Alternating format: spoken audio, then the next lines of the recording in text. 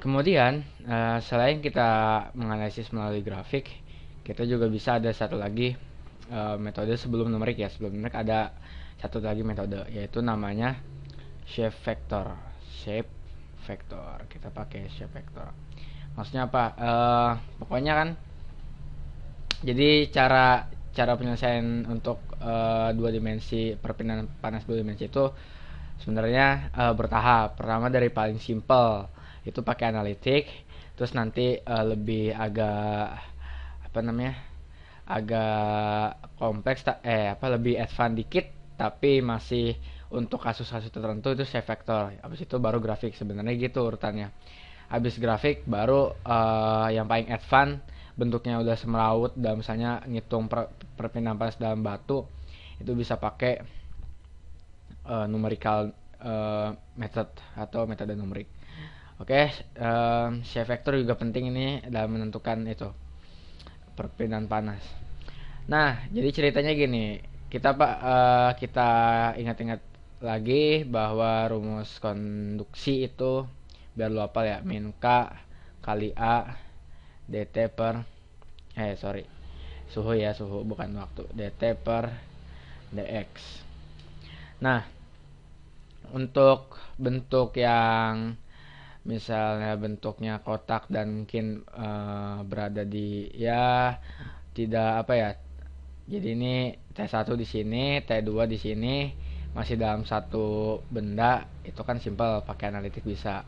Tapi kalau misalnya bendanya di sini T1, terus nanti mediumnya di luar, atau ini di apa, di sekeliling, dimasukin ke dalam suatu medium, nah itu lebih advance dikit. Oke, bentuknya sih tetap bentuk yang gampang-gampang kayak kotak, bulat, ya apa, balok dan sebagainya gitu. Nah, kita perlu satu ini lagi, apa namanya, bukan satu, kita perlu merubah dikit ini persamaan Q sama dengan min Ka dt per dx biar kita bisa pakai buat ini. Nah, kalau K itu kan konstanta, nggak mungkin. Dt dx kan perpindahan panas ya, perubahan panas itu kan, ya itu kan esensinya dari perpindahan panas, ada perubahan suhu. Berarti faktor A ini harus kita ubah jadi apa? Ya jadi namanya shape vector. Jadi luas permukaan ini kita ubah jadi shape vector, di mana berarti bentar.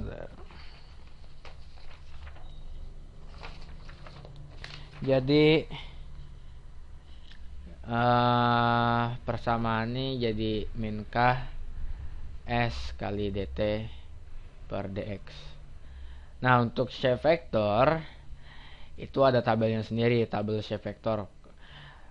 Jadi untuk kasus-kasus tertentu yang udah ada perumusannya di tabel, itu kita pakai itu. Oke, jadi ini sebenarnya alat bantu doang. Shape vector itu juga punya tabel, jadi bukan kita nyari secara matematis, tapi itu udah ditemukan secara eksperimental. Berarti ini alat bantu doang buat ngitung perpindahan panas.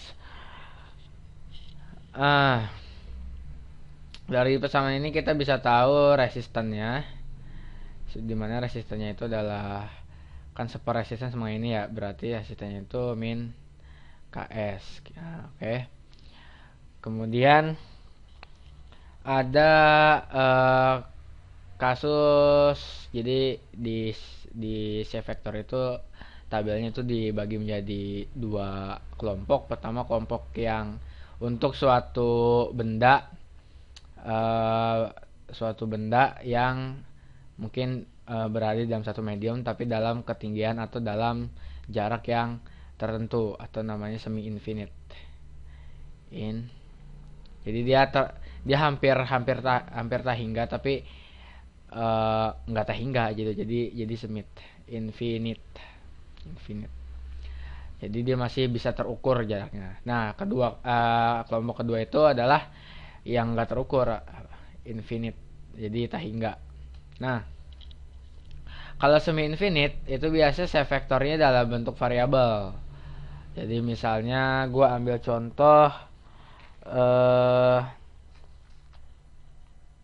ya, misalnya gua ambil contoh kasus ini, misalnya ada ini medium, ada suatu bola di dalam suatu bola, ada diameter di sini D dan di sini Z, ketinggian dari permukaan.